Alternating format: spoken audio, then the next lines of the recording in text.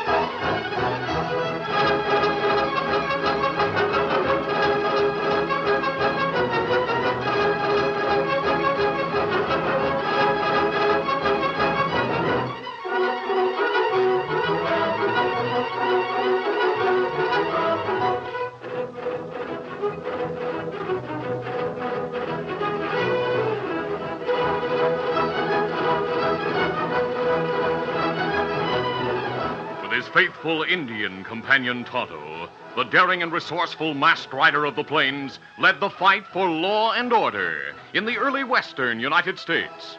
Nowhere in the pages of history can one find a greater champion of justice. Return with us now to those thrilling days of yesteryear. From out of the past come the thundering hoofbeats of the great horse Silver. The Lone Ranger rides again. Come on, Silver. Let go, big fella. I'll Silver! Hi!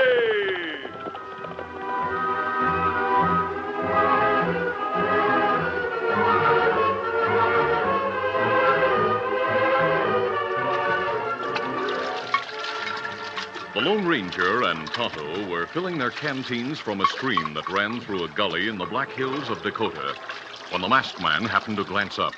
He saw an Indian about 50 yards away on the crest of the slope. And the Indian was sighting a rifle over the top of a rock. Look out, Tonto! He pushed Tonto to one side and leaped to the other as the rifle cracked. Keep it, Savvy. The masked man drew a gun and fired. You hit rifle. Him drop it. He's running away. Let's catch him. Loose gravel made it difficult to ascend the steep side of the ravine. By the time the Lone Ranger and Tonto reached the top, where the flat terrain was studded by big boulders, the Indian was out of sight. We trail Indian? No, Tonto. He has too much of a start to be caught on foot. We can't get our horses up that bank. Here rifle him use. Tonto, let me see that rifle. You never see rifle like this. It's a bolt-action Enfield. A repeating rifle made in England. It looked like plenty good rifle. It's one of the finest, Tonto. It's operated by pushing this bolt back and forth in the breech. Me savvy. Rifles like this haven't been on the market long. How Indian get rifle like that? I don't know, but we'll try to find out. We'll show this rifle to our friend, Colonel Hardwick at Fort Blanchard. A short time later, the Lone Ranger and Tonto, after showing a military pass, were admitted to post headquarters at Fort Blanchard, where Colonel Hardwick, the commanding officer, welcomed them warmly. After hearing the masked man's story and examining the Enfield rifle, the colonel frowned and said, Frankly, this is the first Enfield I've seen. I don't know how an Indian could have gotten it. This rifle must have come from Canada. Do you think Canadian gun runners are dealing with the Sioux? No, I doubt it. The Indians have no money. Well, I thought the tribe received money from the government. Well, that's true. The treaty specifies that a yearly payment is made in gold. Each member of the tribe gets a share of it. But the Indians have no money now. They've spent what they received a year ago. Oh? The annual payment is due today. It's here in the fort. I plan to send it to Mr. Vale this afternoon. Mr. Vale? Yes, Oscar Vale. He's in charge of the Indian agency on the reservation. Say, perhaps he could tell you how an Indian got an Enfield rifle. Well, Tonto and I'll call on him and take the rifle with us. You're Your mask may cause trouble, huh? I'll go disguised, Colonel. Between Fort Blanchard and the reservation, the masked man and Tonto stopped in a woods, where the Lone Ranger removed his mask and riding clothes and disguised himself as a prospector.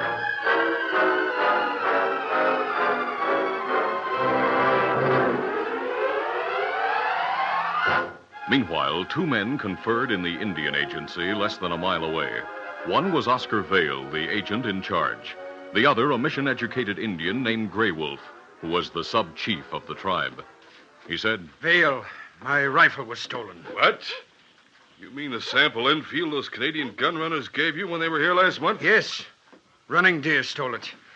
He was seen leaving the reservation with it. He returned without it. Where is the rifle? Running Deer won't tell. He says he lost it. He's one of the young braves whose great ambition is to kill a white man. He may have done so. Yeah, that's bad. Running Deer may have done something to spoil all our plans. Yes. I thought you should know. We'll be on guard. How soon do you expect the annual payment of gold? Colonel sent word that we'll have it this afternoon. Oh. Old Chief Killbuck may want it distributed at once. And I'll stall him off. We'll need $10,000 of that money to pay for the 200 Enfield rifles and ammunition Pierre and Jacques are bringing from Canada. The sooner we get the rifles, the better. I expect the gun runners will deliver them tonight. All the braves lined up for the outbreak? Yes. After the rifles are passed out, they leave the reservation a few at a time and meet us in the woods near August City. Are they enthused about raiding the town? Very.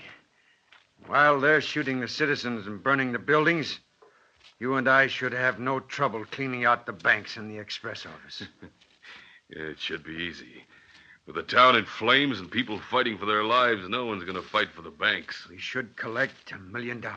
What about the Indians who do the raiding? What about them? Those who are not killed will be captured and hanged. But by that time, you and I will be out of the country with the money. I tell you it. Wait a minute. Who's that? A white man who looks like a prospector and a strange Indian just rode up. They're coming to the door. Yeah, let them in. Vale's eyes narrowed as the disguised Lone Ranger, followed by Tonto, stepped into the office. Are you the man in charge of this office? Yes, I'm Oscar Vale, the agent. This is my assistant, John Grey Wolf. What are you doing on the reservation with a rifle and sidearms? That's against the law. It's also against the law for an Indian to try to kill a white man. What do you mean? One of your redskins tried to shoot my partner and me. He dropped this newfangled rifle. Let me see it. Take a look. I never saw a rifle like it. I took out the cartridges.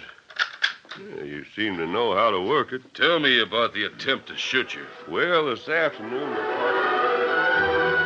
Speaking in a manner that suited his disguise, the Lone Ranger told his story. Vale and Grey Wolf listened. Then Vale said, Well, you have a right to complain. We'll make an investigation, but I'm sure the Indian doesn't belong to this tribe. Why are you so sure? It's time for the annual government payment, so we took a roll call this morning. Every tribesman was here. I'd recognize a critter. Do you mind if I look around the reservation and see if I can spot him? That's against the rules. It says here, made in England. The Indian who dropped this rifle must be a renegade from Canada. Looks like you don't aim to do much about it. I'd better take my complaint to the colonel at the fort. Give me that rifle. Hold on. You broke the law by carrying arms on the reservation. As Indian agent, I have police power. You're under arrest. Arrest? Holding the empty rifle in one hand, Grey Wolf reached for his pistol. But before he could draw it, Tonto gripped his arm. You're not doggone. Why, you... Struggling with Tonto, Grey Wolf dropped the rifle. Let me go. Meanwhile, Vale reached for his weapon. Oh! But the Lone Ranger's gun spoke first. Took my hand. Your hand's all right. It's just your gun that's smashed. Now stand back. You'll pay for this. I'll show you. He fix you. Tonto's blow sent Grey Wolf to the floor. He got his gun. Now, both of you, stay where you are. Took my gun. You find it outside after we go. Come on, Tonto. Armed guards at the storehouse a short distance away were alerted by the shot. They saw the Lone Ranger and Tonto come out of the office with guns drawn. Then heard Grey Wolf shout, Walk ahead! Him tell him to shoot. All right, let's go. Easy, steady, big fella. Come on, fill there. Quickly turning their horses, the Lone Ranger and Tonto put the agency office between themselves and the armed guards. A few minutes later, they dashed off the reservation. The Lone Ranger and Tonto held their horses to a fast gait north for several miles until they reached a shallow stream. Easy, Silver, easy. To make sure their tracks could not be followed, they rode in the water, following the stream eastward into a woods. All right, big fella, come on. Reaching a clearing, they guided Scout and Silver out of the stream and drew rein. Oh, Silver, oh, easy, steady, big fella. Easy, Scout. We'll stop here while I remove this disguise. What do you think about Indians? I think Vale and Grey Wolf knew more than they'd admit about the Enfield rifle. That's what me think. They didn't intend to let us leave and report to the colonel at the fort. What we do now? Well, there's little we can do. We return to the fort and tell Colonel Hardwick about the incident. We leave rifle in agency office. Well, that doesn't matter. The colonel has seen it. How we go back to fort? We'll continue due east through this woods until we reach the old trader's trail. That runs south from Canada. Yes, it'll be easier on the horses to go south on the trail than to return the way we came. That's right. Tonto, will you get my clothes out of the saddlebags while I wash this makeup off my face? While the Lone Ranger removed his disguise, a heavy wagon moved south along the trader's trail east of the woods. The cart was drawn by oxen and driven by one of the two swarthy men who sat on the seat. Hey, name of a cow, get along. Two saddled horses were tied behind the wagon, which seemed to hold nothing but buffalo hides. The men, named Pierre and Jacques, were French Canadians who belonged to a colony of smugglers, traders, and trappers across the border. Buying goods from the Hudson's Bay Company, they sold wherever they could make a profit. Jacques, we must be near the reservation. We are near it, Pierre. But first, the cave. Here, we make the turn. Oh, there. Oh! The driver turned the oxen off the trail and guided them into a large cave. Oh! Oh! You untie the horses while I free the oxen from their yokes and traces. We must ride to the reservation and see how it stands there. If soldiers are nearby, we will have to wait until it is safe to deliver the rifle. Pierre and Jacques tied the oxen to the side of the wagon, and a few minutes later rode out of the cavern. Get up! Get up! Sometime after the gun runners left the cavern, the Lone Ranger and Tonto rode south on the trader's trail. They had noticed the fresh tracks of the heavily loaded ox-drawn wagon, and when they reached the place where the wagon left the trail, they followed the tracks of the wagon through a tangle of brushwood, and the masked man and Indian soon discovered the cave. Oh, Silver, oh, easy, steady, big fella. Easy, Scout. They entered cautiously and saw the wagon with the oxen tied to its side. After making sure no one was hiding in the cave, the Lone Ranger said, The men who brought that wagon here rode south. That how tracks look? Let's see what the wagon holds. Look like buffalo hides. There's something beneath the hides. Wooden case. Several of them. Me got hatchet and belt. Maybe open case. Yes, let's see what's inside. Using the blade of his hatchet, Tonto quickly pried up the top of the nearest case. The Lone Ranger looked inside and exclaimed, Rifles. Tonto, these are new Enfield rifles. Sabe, what this mean? Tonto, it looks like the work of gun runners. Rifle come from other side border. Yes. Maybe on way to army. If this were a legitimate cargo, there'd be no reason to conceal the cases under buffalo hides. I think these weapons are on the way to the Indians. And what we do? Tonto, look here. This bolt slides right out of the rifle. Without the bolt, the weapon is useless. We'll take the bolts out of all the rifles and hide them. Then we'll nail down the lids of the boxes and cover them with the hides. What good that do? The buyer of these rifles will think he's been cheated. And that make 'em plenty mad, huh? Yes. Then we'll see what happens. Open the rest of the boxes while I start removing these bolts.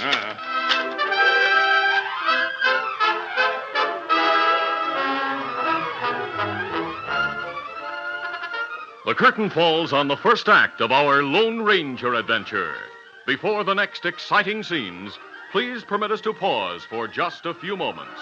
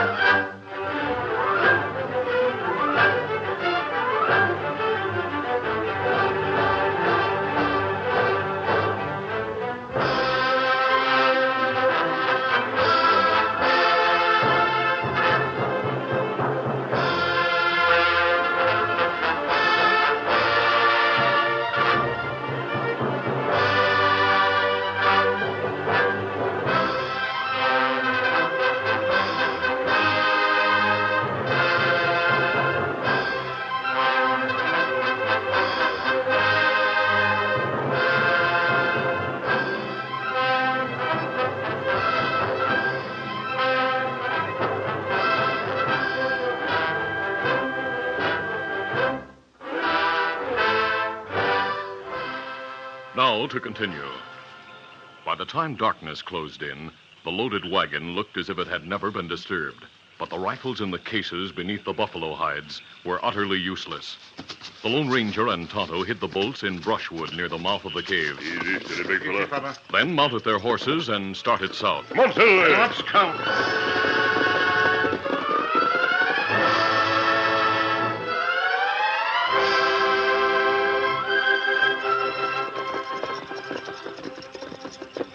Presently, in the moonlight, they saw two horsemen in the distance and drew off the trail. Concealed in brushwood, they watched the horsemen ride past.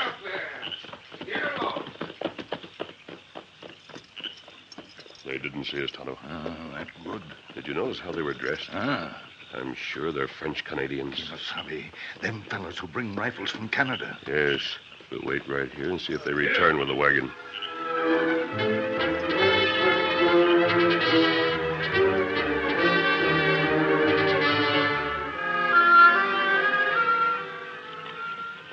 In less than an hour, the Lone Ranger and Tonto heard the slow walk of oxen and the creaking of a heavy wagon. Peering through the screen of brushwood, they saw the load of rifles moving south. Get along there. The same men are riding on the wagon. Horses tied behind wagon. We'll follow at a distance and wait at the boundary of the reservation.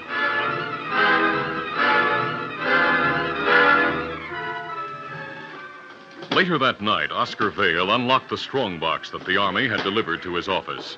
He lifted the lid and removed two canvas sacks, each one filled with gold coins, and placed them on his desk.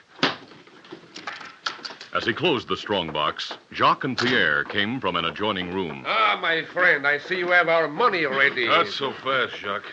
But the rifles and ammunition are delivered.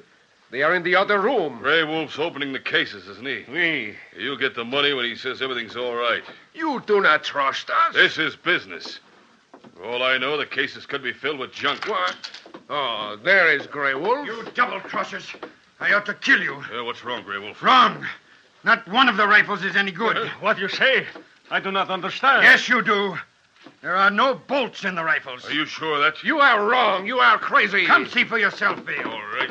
Stepping into a well-lighted storeroom next to the office, Vale and the two French Canadians stared into the open cases and at the rifles lying on the floor. Pierre, it is true.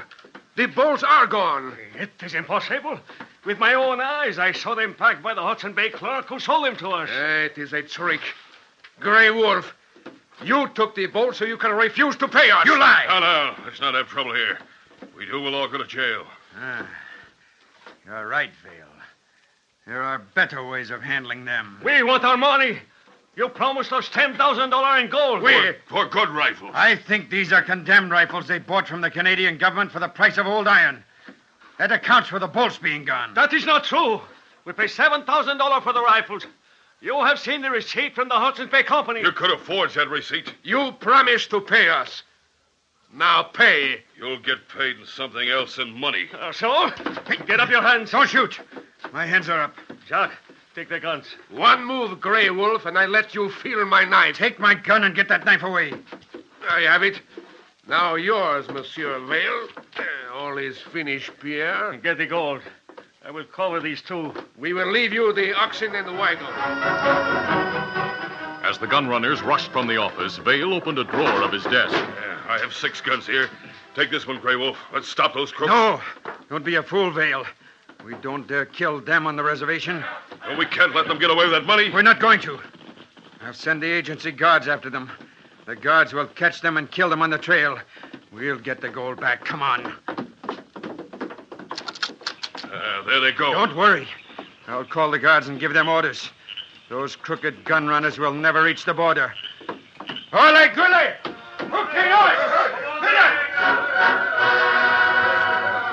A short time later, Grey Wolf, the crooked sub-chief, sent half a dozen armed men in pursuit of Jacques and Pierre, then entered the office.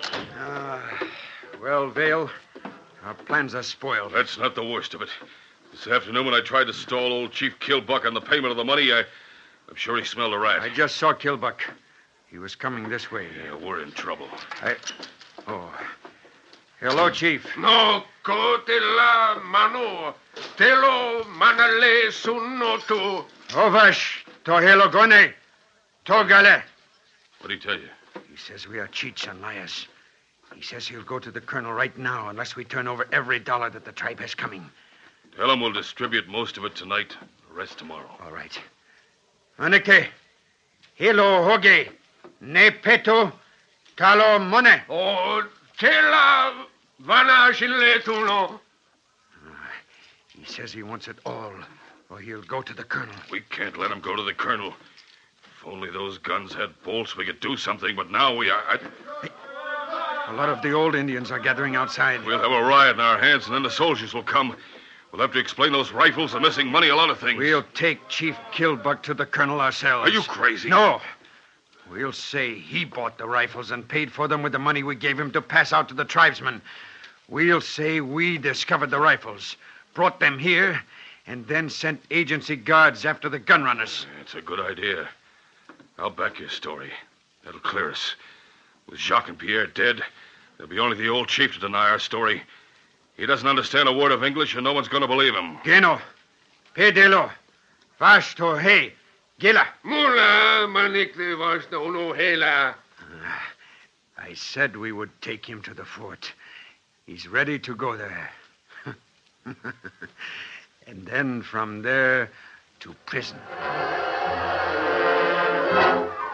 Meanwhile, Pierre and Jacques approached the border of the reservation. Suddenly, the Lone Ranger and Tonto rode from behind a boulder and into view, ahead of the fleeing gun runners. The masked man fired a shot of warning.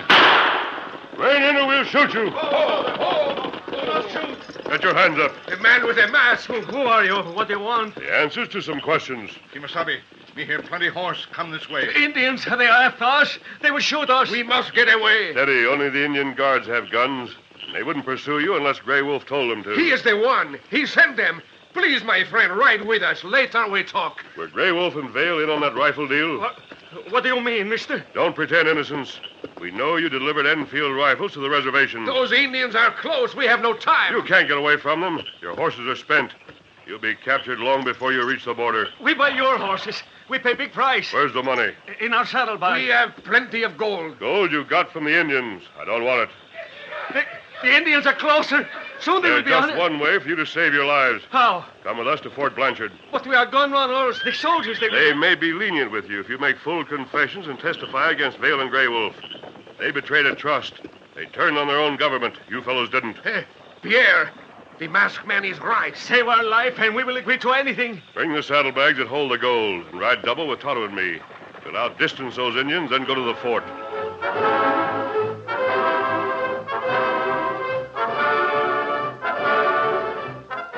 Later that night, in Colonel Hardwick's office, the Lone Ranger quickly related what had happened.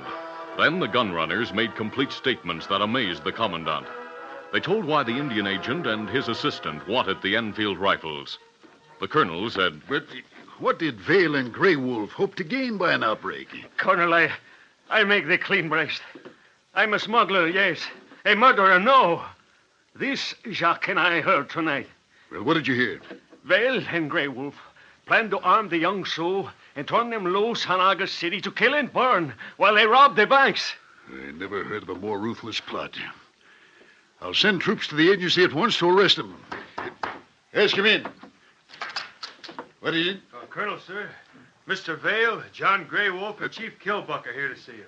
Here. Well, send them in. Yes, sir. All right, this way. Colonel Hardwick, Look, standing by the wall. A masked man. Jacques and Pierre. We walked into a trap. I'm getting out of here. No, you're not. Get your hands up. You too, Vale. Colonel, what does this mean? Take their guns, Tonto. Begin them. Colonel, I'll report this outrage to Washington. Hold your tongue, Vale. I'm arresting you and Grey Wolf on charges of misusing government funds and conspiring to incite revolution and commit murder and robbery. No. You have it all wrong, Colonel. It was Chief Killbuck So who... you want to blame that good old chief for your crimes. It'll do you no good to lie. You have no proof against us. Pierre and Jacques will testify against you. Colonel, why are you allowing a masked man to meddle in this case? Who is he? I'm the man who took an Enfield rifle to your agency this morning. A spy. And it was he who took the bolts from the contraband rifles, then saved the lives of the gun runners, And recovered the gold you gave to them. Those gun runners stole the money. Shut up, Vale. They can't prove the gold came from the agency. Yeah, but we can. It's still in the original sacks. Sergeant. Yes. Put Vale and Grey Wolf in irons. Then take them, the 2 Canadian gun runners, to the guardhouse. Yes. Oh, if it hadn't been for this masked man. You'd have betrayed your own people and written a bloody page in the history of crime. Colonel, are you going to seize the rifle as contraband? Of course. And I'll send Tonto back here with the bolts so you can use them. Good. Come on, Tonto. Adios, Colonel. Goodbye, and thanks again. Wait, that man with the mask, he saved our life. Prison I do not mind, but death, no. Colonel, who is the masked man? You've probably heard of him in the past, and you'll hear of him in the future. He's the Lone Ranger. Hail Silver!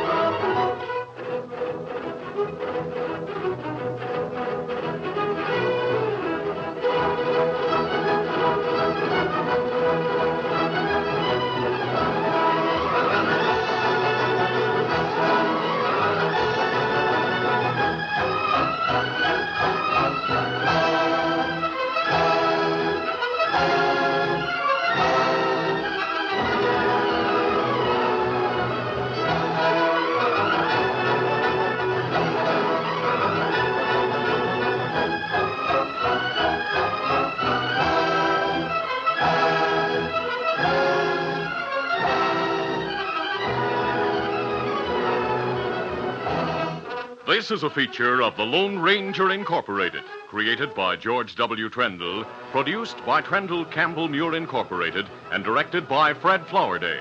Tonight's drama was written by Fran Stryker. The part of the Lone Ranger is played by